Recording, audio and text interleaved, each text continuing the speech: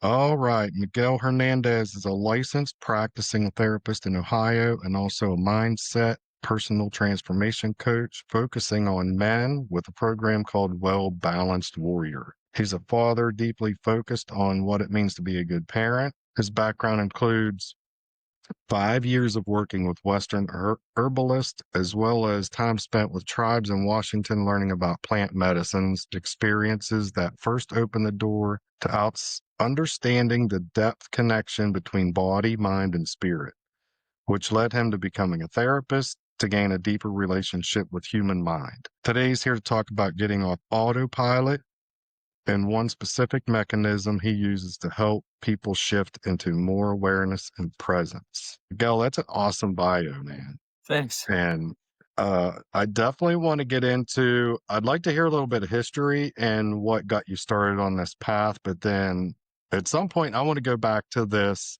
or training in plant medicine because I'm always Oh, fascinated with that. So if we have time, if you want to, I yeah, definitely want to hear about that. okay. Well, first off, just wanna acknowledge that you are having me here, and just really appreciate that. And yeah, I just to be able to have a conversation with you, I just want to acknowledge that, and I love that. So thank you for letting me be here. All right. So history of sorts. I have a pretty. I kind of joke that I have like four lives at this point. There's some not some, but a good deal of substance use and abuse for a while, and that led to, I believe, when I moved to Washington, that's I think what really led me to being like, okay, I want to go to the other end of the spectrum and start to take care of myself. So that's I think how it all started really is I want to be clean, take care of my body and my mind. I started to work with a friend from my hometown who lived in Washington State, and that just kind of opened the door of like, okay, especially coming from the deserts. When I got to Washington, I was like, holy crap, there's a lot of greenery here. And I remember the first day I got there, I said, I want to learn every plant here. I want to learn everything, every one of them. And that's probably really kind of how it started. Was like, I want to know all these plants. And then that process of getting to know the plants just kind of opened up like, oh, that's good for medicine, that's good for food, that's fuel, that's fiber, and so forth. That curiosity of like, what is everything, led me to also the internal experience of like, that'll be good for, the liver, good for the kidneys or whatever. So, and then that process really opened up like, oh wow, I got a lot of stuff going on in my mind. I got a lot, a lot of stuff to take care of that I've put off, that I've avoided for so long. And sitting in the woods one time, I just kind of was like, what do I want to do next? Because I had been doing a lot of work for 5 years, working with herbalists, working with the tribes, and I just got my bachelor's. And so I was like, okay, what do I want to do next? I think enough sitting in the forest. I just kind of sat there one day and be like, I think I want to do something with the mind. The intangible parts of our experience. Cause I really was working with the body because herbs and all that, right? That just kind of led me to, okay, what could I do? Came across becoming a therapist, looking at therapy and what does a therapist do? And I'd never been to therapy, but I was like, oh, that sounds like very much working with the human mind. Let me look at that. So went back, got my master's, became a therapist in 2020, graduated, and have been doing that for the last 5 years pretty intently. So it's like 5 years really intently with the body, doing herbs and all that kind of thing to now the mind. And now I feel like I'm starting to weave them back together at this point. So Yeah, that's awesome, man. And I'm still, it's like a never ending thing with learning about the mind, right? Because there's all these new things that come out with the neurolinguistic programming and yeah, there's all these cool things coming out. So I'm constantly looking at it and it's just so fascinating. And you talk about, I was looking at this and one of your passions is getting people off of autopilot. And you say there are a lot of entry points for changing patterns, beliefs, definitions, assumptions, and then you call it the scaffoldings of autopilot. yeah. Can you talk about that a little bit? Well, I was trying to really understand what it is I'm doing as a therapist in general. this last year or so, I've been really kind of like, what is it that I'm offering as a therapist, anyways? Because when you become a therapist, it's like you're taking on other people's perceptions. So CBT, somatic psychotherapy, internal family systems, whatever you decide what therapies sound like you want to use as a therapist. But I came to the point where I realized how I want to do my own thing and incorporate all the things I've learned from all these different places, and to do my own understanding is what it is I'm offering people, what it is my unique experience in life, and so on and so forth is. And one of the things I came to was this realization of working with people and myself, um, is how much we live so much in reaction and unconsciously. Like we don't even know we're doing it. And that's kind of what I decided to call it, just simply autopilot, right? Because we've all had the experience of maybe you had this job for 5 years, and you drive down the same road, you take a right at the stop sign to head to work. And, you've had the experience where you're driving and it's a Saturday, you're not going to work, but you're thinking so much about a thing or worried about so much about a thing, and you take that right, and you're like, oh, I'm going to the store. I need to take a left, so you got to turn around, and take a U-turn. And I feel like that's what we're doing all the time is autopilot, where we're just so consumed with either thinking about the future or ruminating on the past that this autopilot is that's kind of what it feels like to me. It's just we're just and then we become conscious every once in a while, like, oh yeah, I'm taking the left here. I'm not working today. Like that's that consciousness, and that's kind of the idea. So the scaffolding, I think a lot of autopilot is built in the belief systems that we have about ourselves, about the world, about our relationships, because they create a way of interacting with, again, ourselves and other, and our ideas and our definitions and our patterns. They're all different ways of how autopilot kind of occurs, living unconsciously. Because once we believe a thing is a way it is, or we've defined a thing, or you know, you might be working with a coworker that you have defined and deemed as incompetent, right? And there's a certain way that you interact with them from then on out. Like they're Mm. slow, they're this, or I hate working with them because they don't get it. And once you've stamped that as is, it's like you're on autopilot. That is just the way you interact with them now. So that's kind of what I mean. Does that make sense? Oh, absolutely, absolutely.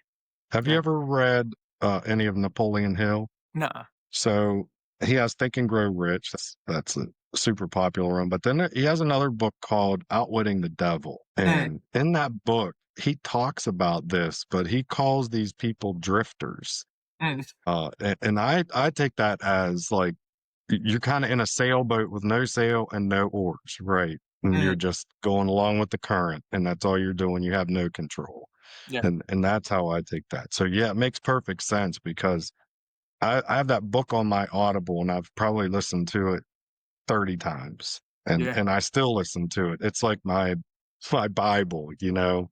So, yeah, I totally get it. Yeah. So, what are some simple things people can do every day to be more aware instead of going on this autopilot? I think just aware that you're even doing it. I mean, that's literally the first thing is like being aware that I'm just reacting or I'm not even thinking, I'm not even being present. I'm just all the time, just constantly going and going and going. So just being aware that it's even occurring is the first step. Like if you don't know, if you don't realize something is happening, how can you even change it to begin with? So I think that's always the very first step is you have to be aware that there are certain things that you're doing and certain patterns that you have that are occurring because without even that awareness that this thing occurs, then you can't change. So I mean, that's a huge thing that I do with when therapy. That's my main focus. Is like you can't change what you don't even know what is exists. So yeah, Yeah, and that's funny because it seems like every single therapy starts the same way with admitting that you're doing this thing. yeah, And it's we're creatures of habit, mm, but what people don't realize is you can create good habits just as easy as you can create bad habits. yeah, yeah. The bad habits are always fun. They always taste better. They always feel better. Whatever. But yeah, it's very interesting because like if you don't acknowledge that I do that thing or I'm that way, then you'll never change it. Why? Well, because I'm not even bringing in that truth of, oh, I do that. I do, you know, do that thing all the time, or I always say that, or I'm always responding this way. It's like we all have those, and they're so subtle. Like The other day, I was talking to somebody and they said their name, and I found myself saying, "Oh, I'm not very good with names." That right there is autopilot. I'm just kept telling myself all over that and then I'm not good with names. It's such a small, subtle thing, but we do that with so many things that we just continue to move and say, "Yeah, I'm not good with names." But the reality is like, no, I'm not choosing to be present with this person and pausing everything else in my mind and my experience and being there and saying, "What was your name again?" "Oh, okay. Tommy, Tommy, okay.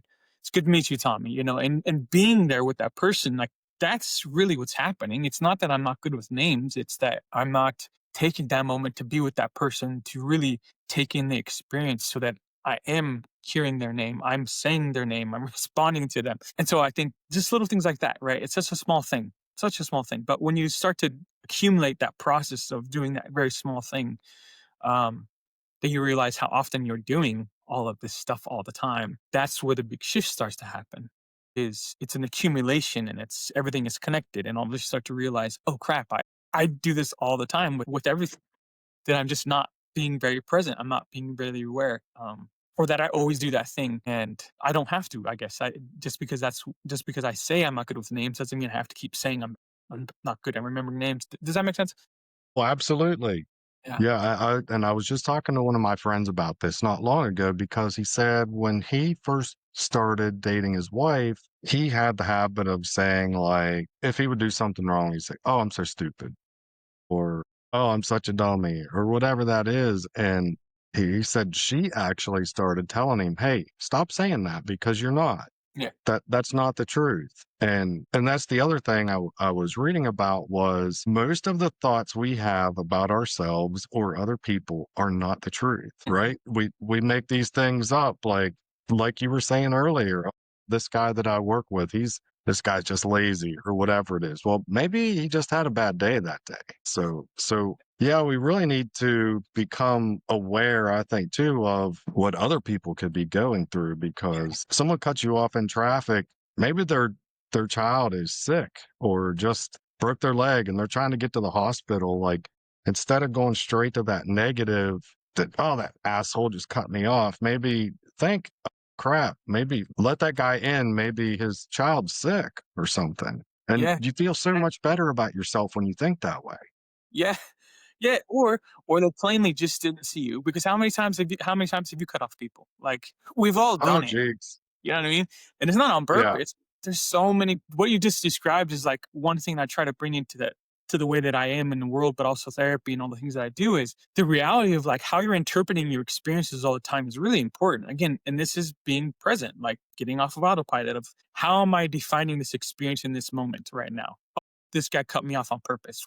What I mean, how else could a human respond if that's what they define just happened to them? I mean, just a few ways. Some people might feel anxiety, but a lot of people feel kind of anger, maybe even rage, right? They want to get back at him, even maybe honk at him or cut them off. Or in the past, my other life that I was telling you about, I would have cut in front of them and maybe brake checked them. But again, that's not me anymore. But again, it's all defined off of what that experience is. And without being aware of like, maybe they just didn't see me. Or like I said, all these other potential possibilities out there. And also the bigger one for me is always this isn't gonna impact my life at all. It's not gonna get me anywhere slower. It's not gonna make me late. It's not gonna do anything to me at all. So I don't need to do anything other than like move on and listen to the music again or whatever. You know what I mean? So yeah, really important. The interpretations of what we are thinking we're experiencing as well as huge on. But again, that might be born from a space of maybe a person is anxious all the time or they have a system that's always on in fight or fight. They're always going to be interpreting the world in a very specific way, right? That it's dangerous and people are out to get them. And so little things like that are occurring. But once you recognize, oh, I always do that too, that's part of the work we do in a session, right? Is how can we remind your system and yourself that like you're pretty safe most of the time, actually. Like when you really, really, really look at every second of every day, you're pretty safe like 90+% of the time, really, when you're able to do that. But you have to get back to that space of that. But anyways, that's just kind of one method of doing that. So Yeah, for sure. And talking about that, excuse me, it seems like there's been all these quotes, right, that you can go back to. So Einstein said early on, The most important decision we make in our lives is whether you live in a friendly or hostile universe. And I think that's one of the most important quotes ever, because if you just decide that we're in this hostile universe and everybody's out to get you and man, nothing goes right for me, it's just a domino effect. Hmm. But the opposite, if you decide that we live in a friendly universe, that everybody's your friend and everybody wants to help you and people are predominantly nice and good. It makes a big difference in your life. Absolutely. I think also even just holding space of neutrality of like, I don't know if it's bad or good, if it's evil or whatever. But I'm just going to take the world at this neutral space and I'm just going to respond in the way that makes most sense to me. Like I said, if this person cuts me off, I can interpret it any way I want, but I also can just be like, yeah, they cut me off. That doesn't mean anything to me besides that they cut me off. That's all that's all that really it means. I can interpret it any way I want. So I think even finding that kind of third option of like finding neutrality of things of like, yeah, it could have been malicious, it could have been on purpose, or maybe the world is in my favor, but being aware of just like how I'm responding to it, my reactions to it, my patterns, my belief systems, my definitions, my ideas, how that goes is the way to recognize where are you on that spectrum of good and evil or neutral or, you know what I mean? Like, this is my space because I think again, yeah, it's going to hugely dictate how you respond to the people in your life and the world. If it's evil and bad, it makes sense and it's logical and it's valid for a person to respond the way they are if that's what they believe. Yeah, and whenever you look at the percentages, and recently we have had evil in the world, and but when you look at the percentages, those are, a couple people out of 8 billion, and there's more than that, but Mhm. my point is the majority is good. And when we think about it, the worst thing that's ever happened to you in your life is the worst thing that's ever happened to you. And you made it through it, Yeah. right? So, Right. and I think a lot of people use that for therapy, go back to that and say, well, I survived this. I got through this. I was homeless. I was an addict. I was whatever, and I made it through it. So, I think we can use that to get through anything in life. Mhm. Mhm. Yeah, because again, we said this previously, and it's so spot on, and that is we're pretty inaccurate with our with our interpretations, with our beliefs, and with our. I mean, because if you're born with abusive parents, parents that neglected, parents that were addicted, right? Of course, how could you not somewhat create a vision of the world and interpret what that means to you in a negative way? How could you not, right? I mean, being abandoned as a child by a parent, like how could that not create a certain way of seeing the world, right? So it's like it's understandable. So I think it's very just like being conscious of that even when you meet people of like, that's one thing that therapy has really showed me of like non-judgment because you talk to a few hundred people in your life, which most of us don't really do that. And that's this beautiful thing that I get to do as a therapist. Talk to people on levels that most people don't talk to other humans. And I've done it hundreds of times, hundreds and hundreds of times. And it just shows you how little you really know about somebody. You make all these biased opinions and ideas about who they are because of how they dress and the way that they talk and the where they came from and what they eat and all these things. And how many little micro judgments you're making all the time about somebody, about a behavior, about a word, about a tone, and you're just so far off all the time. But we're also doing that to ourselves because a lot of us define ourself through these interactions. If I'm abandoned, it's because of something I must have done. If this person cheats on me, it's because I must be fat and ugly or whatever, right? It's always realizing it's just a reflection of what they might be going through and has nothing to do with me sometimes. Sometimes it does. Obviously, we all have things to work and change on, but all that to say is like we're very inaccurate a lot of times, I think. And I think giving more space to be like, let me see, let me see, be more open to the best of your ability of holding off on making any judgments or decisions or conclusions just yet is a really good thing to do, I have found. Yeah. What do you think is one of the most important things we can work on? I mean, obviously, the best therapy is working on ourselves, our brains. But what do you think is one of the most important things? Is it getting to know yourself? Is it being responsible for everything that happens in your life? There's all these things, right, that we're supposed to do. What do you think? What do you think's on the top of that list? Honestly, I think it's it's the idea of thinking that somehow there is a right or wrong thing or a thing that is at top of the list. Yeah, I think that's really honestly it because it automatically puts you into a space of that there's something that I'm supposed to do, whether it's a list, right? Like this is the number one thing you should look at.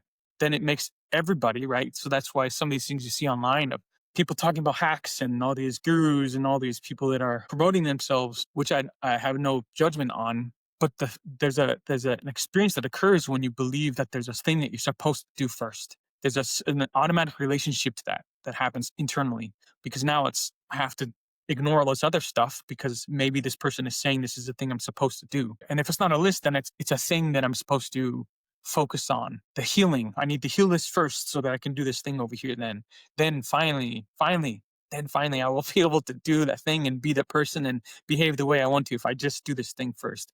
That's why hacks and all these things. So I think first is recognizing that the whole idea of that is in itself a trap. And it's just saying, what do I choose to work on first? What does my own system, what do I feel is important to me? And I can listen to other people, that's fine.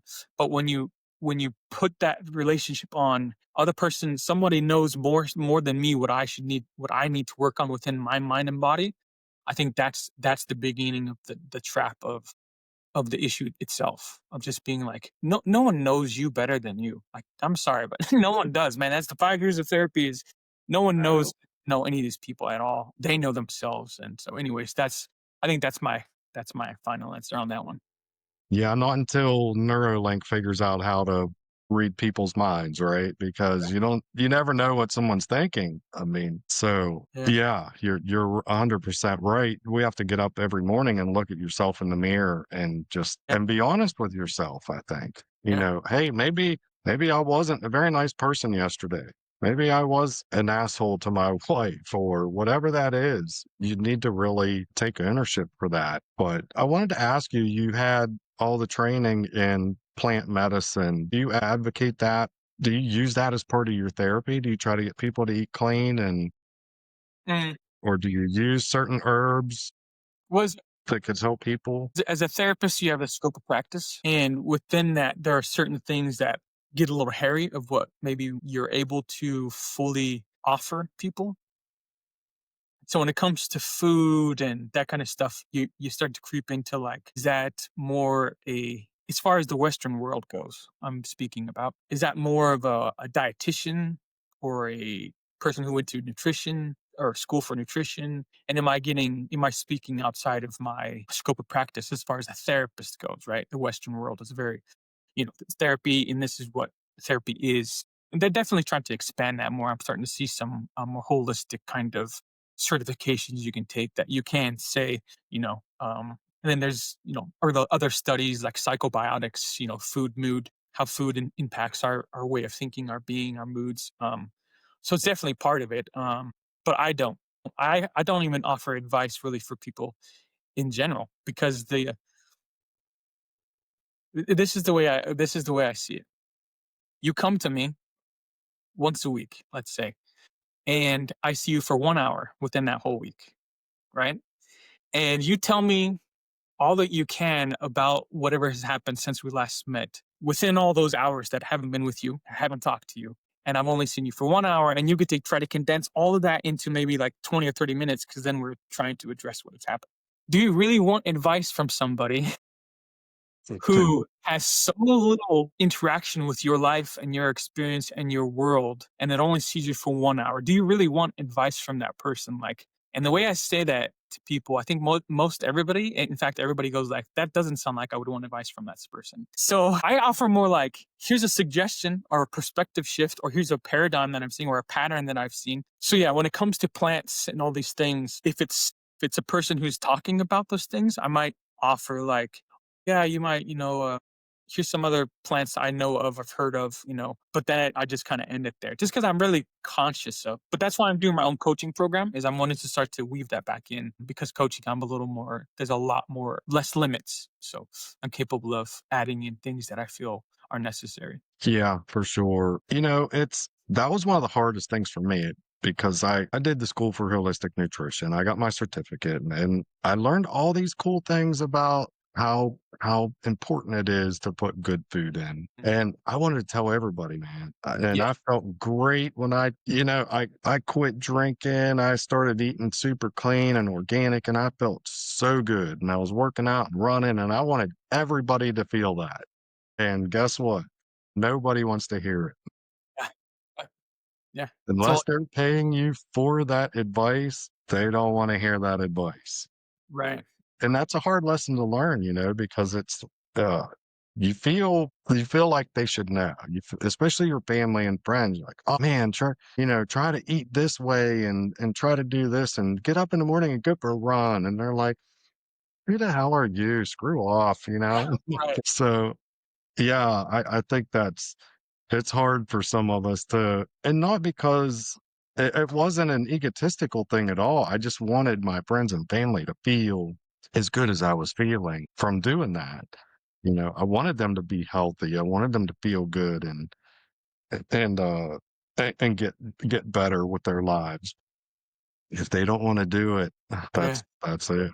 You're just you're just annoying to them now at this point. Yeah. What you're describing there is exactly kind of, this whole conversation we had discussed about talking about today and the mechanism that I want to offer people as far as getting off of autopilot and really kind of shifting their life. This is a good example of what you're describing here. And so the concept is there's tons of ways of changing our patterns and our belief systems and our definitions and our tons of ways. And by doing that, you're changing your autopilot in sorts. But what I have come to through really, really kind of doing this work, and I love what I do as a therapist and now as a coach, there's these subtle layers you start to come across. The more, or at least for me, the more work I've done of like, yeah, I didn't even notice that. I didn't even notice that. And so this is what I want to offer. Oftentimes we are asking questions, behaving, saying things that is born from a very specific energy.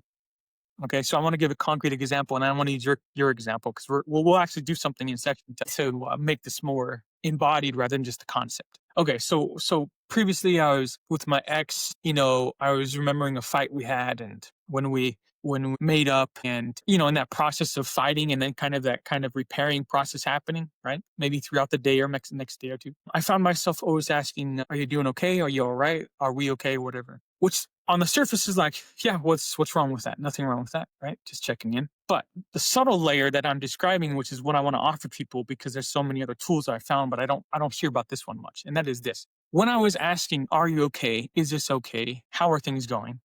That it was born from my own insecurity. The question is being asked from my insecurity of, are we okay? Did I screw this up? Are we going to break up? Right. So it's born from insecurity. So I'm not actually asking and giving a shit about if they're okay and how they're doing and what's going on. I'm seeking reassurance. And so those questions are a way to try to figure out how I can be reassured through them telling me over and over, which oftentimes I found myself asking over and over if they're okay. Because I kept seeking reassurance rather than are you okay? So recognizing that is change the shift it shifts it because when I stopped asking are you okay or whatever, I knew that I had to find that reassurance in myself to work on my own insecurity, and there was nothing she could do to fix my own insecurity. It was all me, and it was work I needed to do, and no matter how many times I asked are you okay? Are we okay? Is everything good between us? It was never going to be fixed because I was seeking some external source to fix the insecurity that I had within myself. So recognizing I didn't need to ask that question anymore. I didn't need to. I needed to just go off on my own and be like, okay, what do I feel insecure about? I'm worried about this. I'm worried about that. Okay, so now when I go and talk to this person, instead of asking, are you okay? The conversation is different because I'm saying to her something like, I'm just noticing that I'm feeling really insecure about the relationship now. And so I want to talk about that. Completely different conversation. It's about my shit, and I want to figure out how we can work with that, or if it's something that again I still need to work on. But I at least want to address it and throw it out there. So you can see addressing what this is being born from, it is going to change the way that you now interact with that next thing, that person, that place, that thing, whatever. Because you're recognizing a lot of times it's like, oh, that's my shit. I gotta work on that. There's nothing anybody can do that for me. So does that make sense first off? Yeah, and that's a much better way to approach that too, because now you sound much more genuine in Exactly. what you're asking. You're wanting to talk, and most, not stereotyping here, people, but most women want to talk this stuff out. They want to know what you're feeling, right? And most guys don't. Most guys just want to shove everything down in there and let it pile up. Right. But as you were saying too, when you send that text, "Are you okay?" Or they might be thinking at that point, "Oh, what? You don't think I'm okay? He's okay. Why is he okay? And he's asking me if I'm okay." Oh, exactly. So there could be so many ways to interpret it, but as you're saying, if you just hit it head on and say, "Hey, here's what I'm thinking. Let's talk about this." That's such a smarter way to do it, man. It really is. Yeah, and the shift is not what I'm thinking because we can really screw with ourselves. Selves. It's what is it I'm feeling in this moment. Insecurity, that's what that is. I feel insecure. I feel anxious. I feel afraid. I feel that's what it is. So I'm responding to what I'm feeling, not what I'm thinking, because we can think ourselves in all kinds of circles and things. But if I'm just being honest about what is it that I'm experiencing, and then bringing that forward as this is what's going on, and again it changes the interaction because they're feeling because the energy that comes from insecurity, are you okay, it's like they sense that to some degree. We all sense these types of things when a woman's being insecure, when a person's being insecure. It's like, have you ever heard of desperation is a stinky cologne? No. So it's like when you're, because I've been, dating off and on. And I came across that at one point because in myself, when I first was dating alone a long time ago, recognizing that it was coming from desperation. Like I gotta find a partner. I can't be single. And that energy that you put out into the world that way, it's not attractive when you're out somewhere and you're feeling desperate and you're trying to talk to somebody and you're nowadays, what is it called? Like simping or whatever, right? But that you're always trying to adapt and figure out how to fit within this woman's life. And maybe if I do this, they'll like me. But that desperation is a stinky cologne. So it's like, ugh, like, right, that energy you're bringing into it. But that as an analogy of like all the things you're always doing is like, where's this being born from? What am I bringing? What energy or what am I bringing into this experience? And is it what I'm wanting to, right? So this is the big tool. So I want to talk with you about this excitement thing you were talking about as a perfect example. You got really excited because you're like, oh man, I've learned all this information. I'm feeling great. I'm feeling wonderful. I'm excited about it. And I just feel like wants to burst out of me, right? If you can think back to that moment and really dig into like what was I really feeling? Why did I feel like I needed to tell these people? What felt like it was almost like a necessity to tell people, hey, you should wake up early and run or whatever. Like what do you remember feeling? Not what you're thinking, but can you remember feeling anything, what that excitement was telling you about trying to express it out into the world? Can you take a moment and see if you remember what that felt like? I think it's about getting over your own insecurities Hmm. because you're getting over those, so you want other people to Yeah, but see, feel that as well. you just said, I think, I'm thinking. I want you to just take a pause and see what you were feeling in the moment. See if you can do that.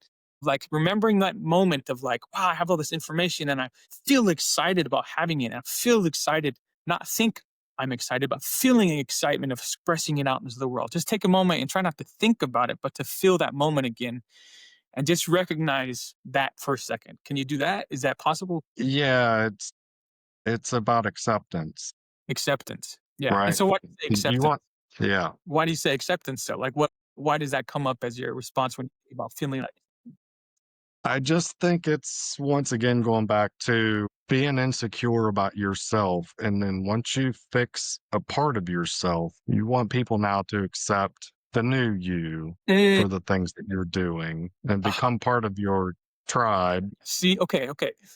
So partially the the expressing it out into the world and telling people all this stuff. Hey, you got to wake up and run, and you should eat this, and you should do that, and not should, but you're trying to express all this excitement, right? You can see that it's being born from in those moments of actually a little bit of insecurity. It's of self. It's being born from spaces of my own stuff, but it's not actually being born from I actually want to share this with you to make hopes in hopes that it will change your life too. That it's being born from to some extent a place of, like you're saying, insecurity, it's of self. When I see, so you see the difference there of like that's why sometimes a lot of times that excitement isn't taken in by the people because it's being born from the space of this is really about me, has nothing to do with you. I actually don't care. Not saying this is true for you, but actually truly this is not about you being feeling better. This is about me feeling better and now showing the world about how that feels for me. So you see the difference there? Yeah, oh yeah, absolutely. Yeah, and and once again, I don't think it comes from an egotistical standpoint, not purposely anyway. I think it just comes from once again, you're finally feeling better about yourself and you want to let everybody know it. Like, Exactly. hey, remember when I was, drinking 60 beers a week? I don't do that anymore. Yeah. Okay. Exactly. And it's not wrong. Like what you're talking about and what I'm discussing is when you realize that the energy connected to this experience is really coming from my own insecurity or wanting people to see me that I'm changing. I'm doing something in my life. It's not wrong or right. It's just recognizing, oh, this is what I'm bringing into it. And that's not actually what I'm wanting to occur. Going back to this conversation with insecurity and checking in with my partner with a fight, what I really want to is to address my insecurity within this process. Oh, that's a different conversation. That's a different interaction. That's a different everything. That when you realize what this is being born from to express that and realize, oh, this is really what I want to talk about. It has nothing to do with like sharing all the things I've learned. It has to do with feeling seen and feeling like I want people to know that like I am changing and I am doing something. So you see the realization is how often we're doing that all the time. That what something is being born from, we believe is excitement, but it's not excitement. There's a little subtle layer below it that's, well, this is about being seen and being heard and being witnessed as a person who's put in the work and the effort and the change. That's what this is about. So you can see the slight difference there versus excitement. Excitement is very different feeling. People tend to attach to a passion, excitement different than I want to almost force you to see all that I'm doing in my life. Those are different experiences. Does that make sense? Yeah, yeah, for sure. And that reminds me of I wanted to ask you about this, and this is something you posted recently and wrote that it's weird posting because I see a side that doesn't want to be seen. And I don't post often, trying not to feed my ego. But like the first thing I thought about this was, man, you should post more. You should be getting your word out more because this is something that's super, super important. And I think and I had this problem. I had a paralyzing fear of public speaking. and The fact now that I have a podcast is ridiculous to right. me, but I still I think a lot of us suffer from imposter syndrome, right? So we have all these certificates and we know we can help people, but it's your past, your limiting beliefs and your past. Not saying you, I'm saying us in general, because it happens to me all the time. I'm like, who wants to listen to me when I did this in my past, or I did that in my past, or I was this person? Like you were talking about having 4 different lifetimes, I get that. Yeah. That example of before when I was talking about we were talking about, wanting people to feel good, and I said, "Oh, look at me, I don't drink 60 beers a week now." That's a true story. Yeah. Yeah. Yeah. I used to drink so much I would go to and I never said this publicly before, so here it is. I would go buy a 30 pack of beer, and it was like, what do you call it? Natural ice, right? So it's like Okay. Yeah. almost 6% alcohol. Yeah. My ex used to call it alcoholic beer, but Yep. I would buy a 30 pack of that on Friday, and I'd have to go buy another 30 pack of that on like Tuesday, Hmm. Monday, Tuesday. So 60 beers a week, Yeah. every single week. Yeah. And it's not I wasn't a sloppy drunk, I wasn't a mean drunk. That's just what got me Sure. through that's what got me through life. I thought that's what the only thing I could do. Yeah. Sometimes we just turn to that. I was having all these surgeries and Mhm. bad luck, as you would call it. But Yeah. Yeah. so I thought that was the only way to deal with that was to, Yeah. pour some beer down, make yourself feel better, go on with your day. Yeah. So that's exactly what I'm describing is like, I don't try to say you need to change any way, shape, or form because that's up for the person to decide. I'm more like trying to help people say, why do you think you're drinking? What is that being born from? Oh, it's being born from like it helps me make it through the day. My days and the way I feel and what's going on and all this stuff. That beer just helps me make it through the day. Okay, so now you're conscious of why that where that action is coming from. And so the more you dig deep into that, you realize that alcohol is just the drinking is just a symptom of I'm trying to avoid and escape a lot of these experiences in the ways that I feel.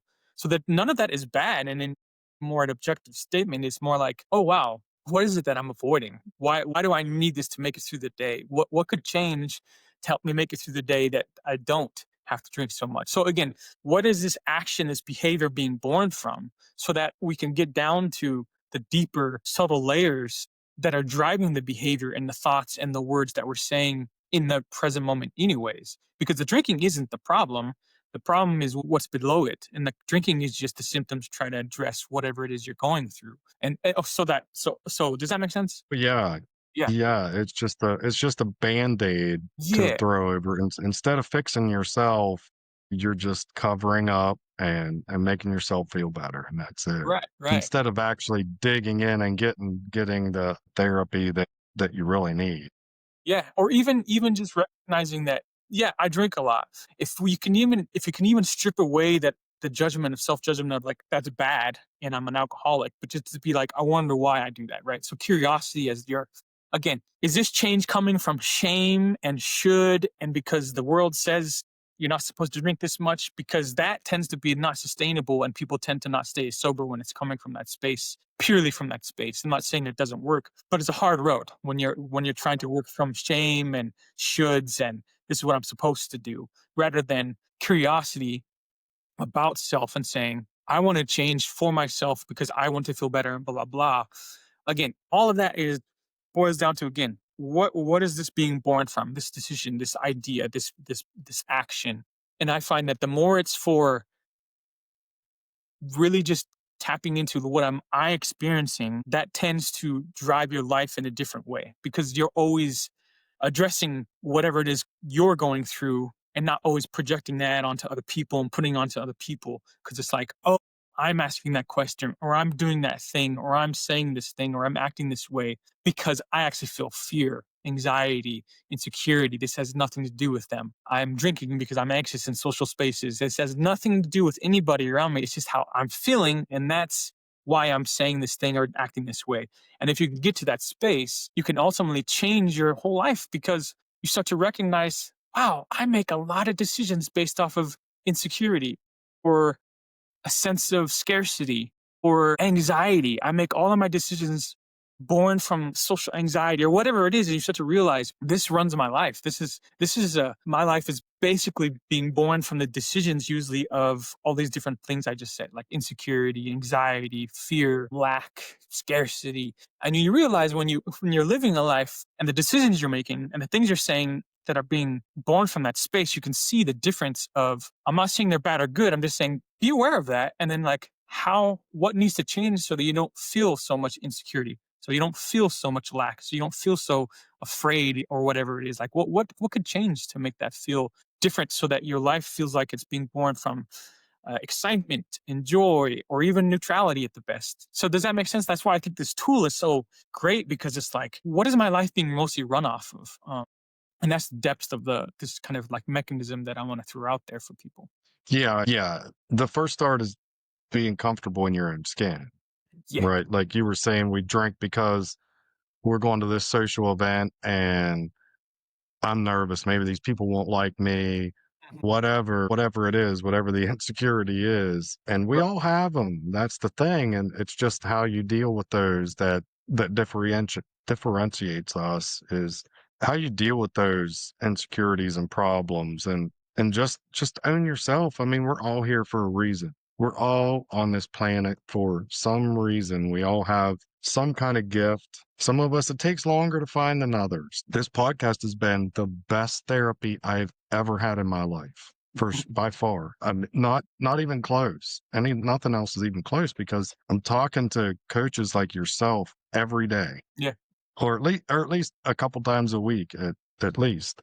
Yeah. So it's just been the best therapy on this journey to find the best version of myself. So I'm super grateful for people like yourself doing this. Yeah, yeah. And I love this because it's like the constant question that continues to arise is who am I? And not even that, it's more like now is like what do I want to put out into the world? Now that I feel like a sense of like because the realization is like I get to define that every day. That I don't have to define myself who I am from my past at all. I can take the past and pull it in to define myself when I feel necessary to help me feel as if, yes, that's who I am. But the reality is, like, every day I get to wake up and I get to define myself, who I am every morning, every day. And that realization is like, okay, cool. I don't have to worry about who I am. I only have to now worry about what do I want to do with my time and what do I want to offer the world. What is it that I can offer people? What could I, how could I be a part of and participate in this experience more conscientiously rather than just kind of wake up and full circle here be on autopilot. I don't want to wake up and just keep doing and saying the same things and living the same way and then complaining about it and as if somehow it's not my fault, but it's like, well, why don't I just make small shifts, changes, do little things to change the life that I'm having? And I know that's difficult for different people, but there's always some little thing you can do, even if it's just a mindset shift or maybe it's something physically you can't change in your life. But if it's just something, there's something that you can look at and address and be curious about at the very least of my life is this way and I don't like the way it's going, and I can do something about it. I don't have to, I'm not stuck in this autopilot. There's nothing that says this is the way I have to live forever for the rest of my life. So that's why I think it's so important to just be mindful of like what do I have on autopilot and how can I change that. So and that's the work I love to do because that's really the basic gist of my work is like aware of who you are and then decide now what you want to do with all that information of who you are and how you want to respond to that. Yeah, I love it.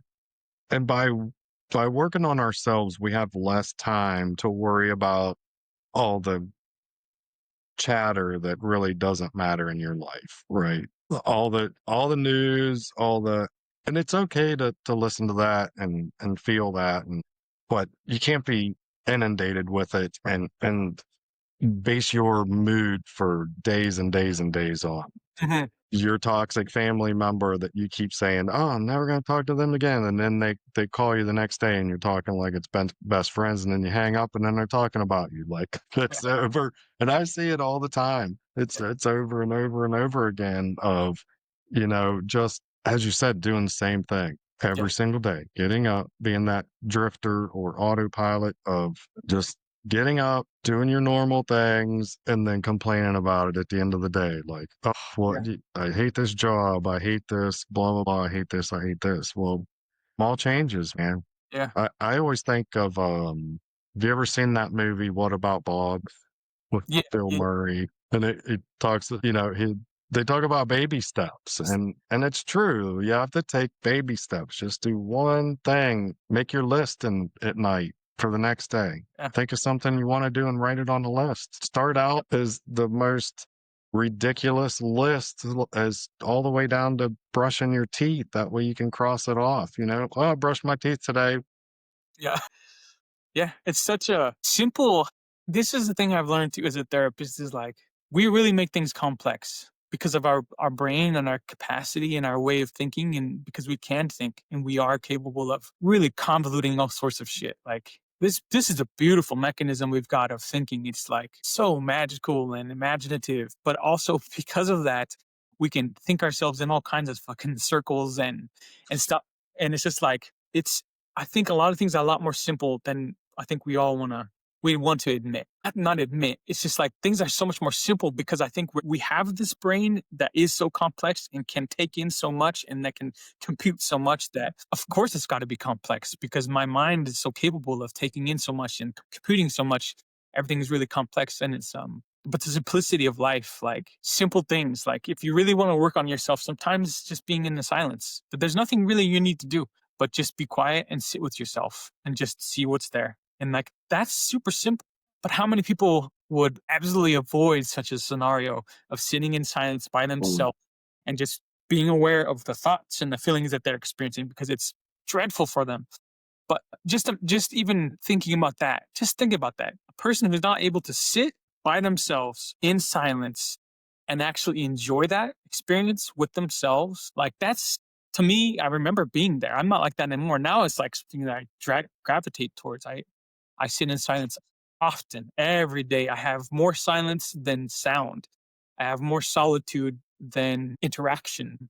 I crave it because there's so much here that I'm curious about and that I'm experiencing that is enjoyable now. But I remember, so all the stuff that I've discussed today and the things you're saying, like it's all very difficult. I'm not saying this is like just simply wake up and change. It's like it's very difficult. It's very challenging. But the thing I'm offering today is that idea of like just be aware of the fact that you are on autopilot often and deciding which one of those things you want to start with because it is baby steps because it's like just one thing at a time. It's like every New Year's people say I'm going to work out and eat better and I'm going to change. So what do? They get a gym membership and they have a plan to go 4 days a week and they have a plan to do the ordering online so they get meals sent to them that's all healthy. And it's like you're going from not moving, eating fast food and all this stuff, like or there's spectrum there, but let's just say, and you want to jump the Grand Canyon to the other side to be working out. You have a gym membership, you're eating better, and you think that that's going to be sustainable. It's like I forgot the numbers. It's ridiculous numbers that how many people actually maintain their New Year's resolutions, right? But we all make resolutions all day, every day almost. But as an example, how many people don't hold their New Year's resolutions? Well, mostly it's not because of their goals they're seeking is beautiful and wonderful. It's that just relax, man. Just go for a walk. If you're trying to move more and get exercise and you don't move, don't don't go get a gym member. I mean, get a membership and all that. But I'm saying don't put so much pressure on to all of a sudden you're going to be the bodybuilder within the week. Go for a walk. Go for a simple walk first. Like let's start slow, build that experience of like capability of doing it, building the discipline, building the I can do this. I am capable. I did go for a walk today. The one salad a week, maybe. Start with that, like baby steps. And then just let it grow. But the more you achieve, the more it makes you feel capable and strong and confident. And that's why I think as an extreme case of the New Year's resolutions, most of us fail because we set unachievable goals and nearly impossible goals to achieve right off the bat. It's like, but doing small goals and achievable things kind of makes you go like, wait, I'm capable. I can do this. So Yeah, you can't try to become a completely different person overnight. It Ye- doesn't work. You're not that person yet. Once again, it takes baby steps to get to that person you want to be. So there's plenty of ways to get better. yeah, 3 ways. Start with walking up the street yeah, or take a hike in the woods yeah, and start with adding in one healthy food a week. Try eating avocados or something. So yeah, just one little thing at a time to try to make yourself better. And then once you start liking those things, you before you realize it, you are a different person. But yeah, it's probably a couple months down the road, not tomorrow. yeah.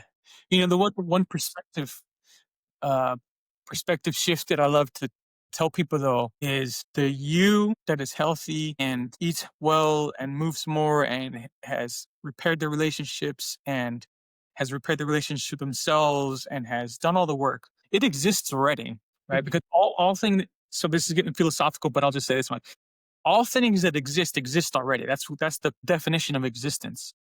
Things that don't exist can never exist. They will never be born. It'll never change from non-existence to existence. That's the definition of non-existent. So the reason I like to say that is when people are seeking this change, because we're all trying to, we all know that there's something, the way that I am is not all that I could be, or something like that.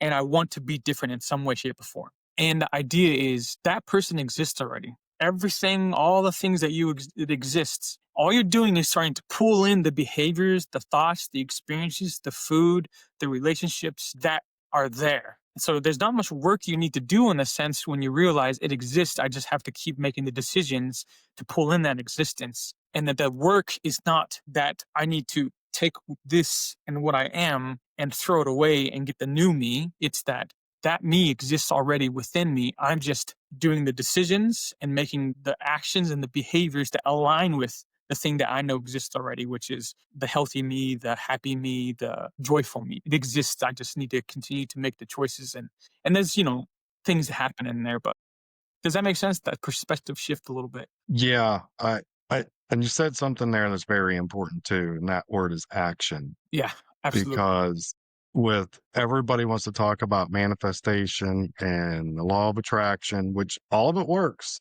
It is all true. But you can't just sit around and say, I'm gonna be a millionaire or I'm gonna be this different person and not take action. Mm, You can think about it all day long for 20 years. But if you don't take action, nothing's gonna happen. yeah.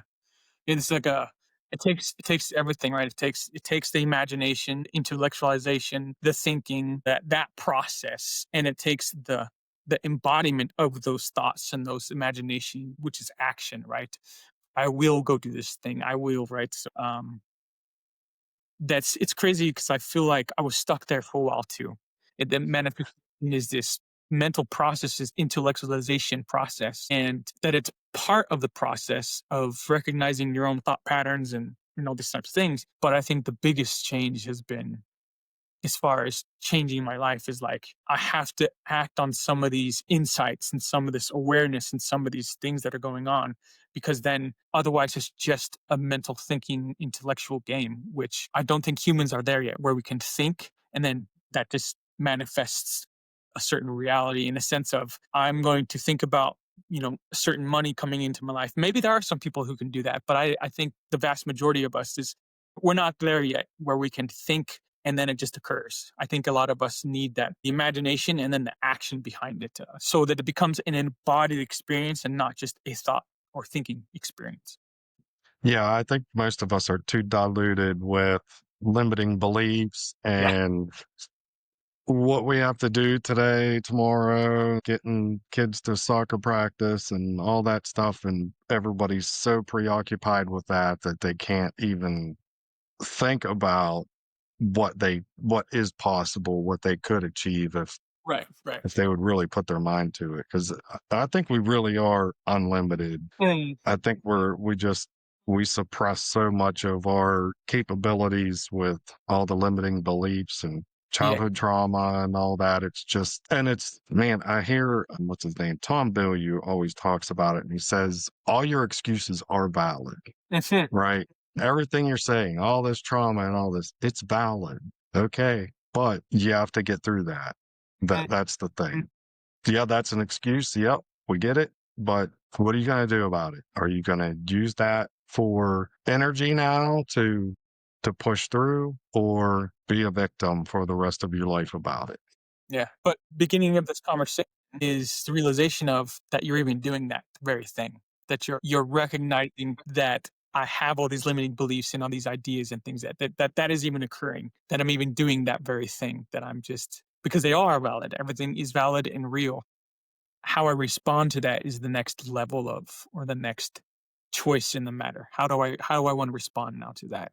But recognizing a lot of us don't even get that far. It's just like I've been uh abused, and so we over identify with our past rather than who am I right now in this moment, which is, again, it's impossible to change if you're over identifying with your past and who you believe you are in the here and the now. Because again, yes, that's true and that's valid and it's real because that did happen to you.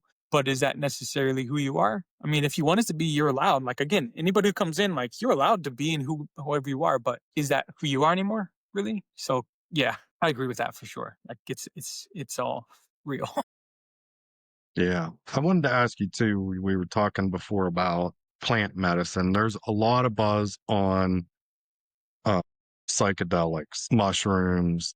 Mhm. and ayahuasca therapy. And with your training in plant medicine, what's your thoughts on that? I think at one point in my life, I thought it was necessary. I thought it was a thing that would finally push me into this deeper studying and experience, and so I've sat with some medicine, and it's definitely given me insight into things and helped me gain perspective, and it was amazing. But ultimately, where I'm at now in my life is because of what I've done in my life to this point of really working on myself and realizing, again, I don't think there's any right or wrong or should or shouldn't when it comes to that stuff. Whoever, if a person feels that this is, again, in my life at this point, I thought it was necessary and needed it.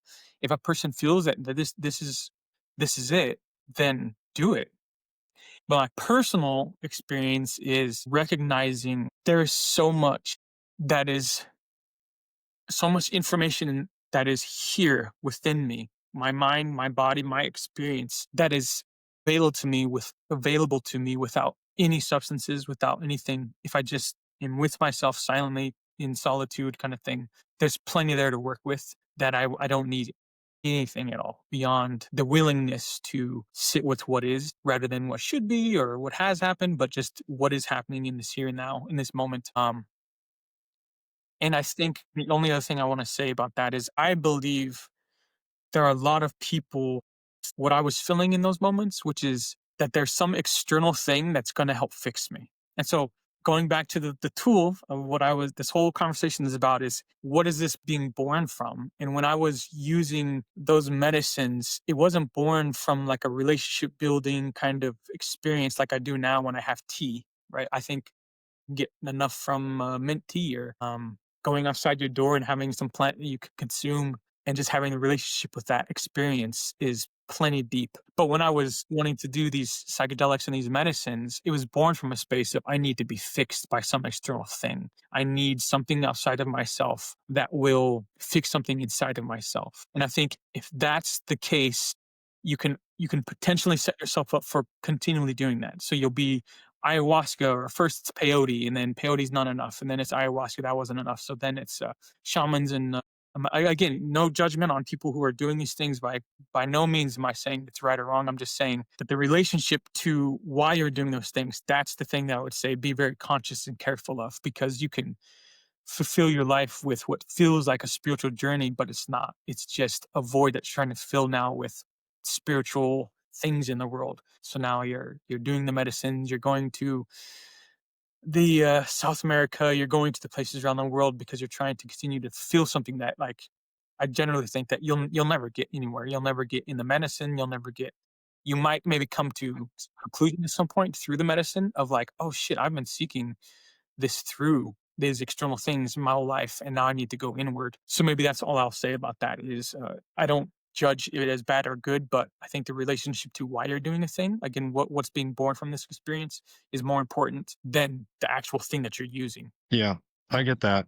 And I've gone through that journey too. I've tried Uh huh. a few a few times, but once again, we're trying to pull something from outside ourselves to heal something that's inside. So Hmm. it's I don't yeah, I've had a lot of experiences where I'm like, wow, that's it really opens your mind up to possibilities and other dimensions, realms, whatever you want to call them. But as you said, it has to come from inside. It can't come from a drug Yeah, or anything else. and it's. It Go ahead. Sorry. Go ahead. I was just gonna ask if you could go back. One of my questions was if you could go back to your 20-year-old self and give some advice, a one sentence advice, one paragraph, what would that be? Hmm. I think because of the conversation we're having now, it's hard not to attach to anything that I'm experiencing in the here and now, and that is because we're talking about the psychedelics and we're talking about. And again, I want to say that that stuff is useful if you're defining it as a useful thing. But where I'm at now in life and what I've experienced without, and the subtle layers I've experienced of what you can do for yourself without any external things, I would simply probably just tell myself to slow down and witness what is happening internally. It's just quite literally, like I said before, if you can sit in silence by yourself, like in the woods, in your house, in your kitchen, on your porch, on your couch, or in your bed, something like that, and feel complete and utter comfort of your experience. I think that's something to work towards. That there's not much. Again, the shamans and the plant medicines and the coaches and all that. Beautiful, wonderful. We all need guides of sorts. I'm not saying none of that stuff is useful for sure. Very useful. I see them as more like Sherpas in the mountains, right? You still have to carry yourself. You still have to walk up the mountain.